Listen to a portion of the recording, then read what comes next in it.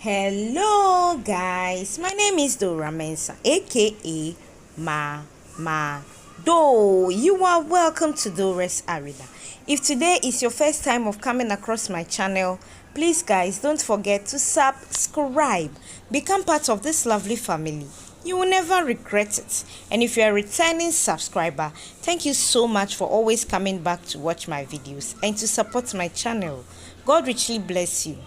In this video, I'm preparing a simple low-cost jollof rice. What you saw me raise up in the pot is called salted beef. I just placed one in it to give us that salted beef taste in our jollof. If you've not tried it before, please try it and you will love it.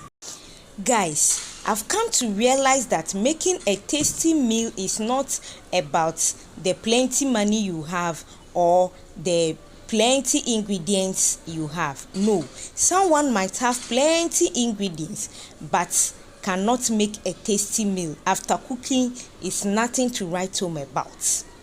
But you might have only few ingredients, maybe 2 or 3 ingredients, but after preparing the meal with that few ingredients you have, you will get a very tasty meal.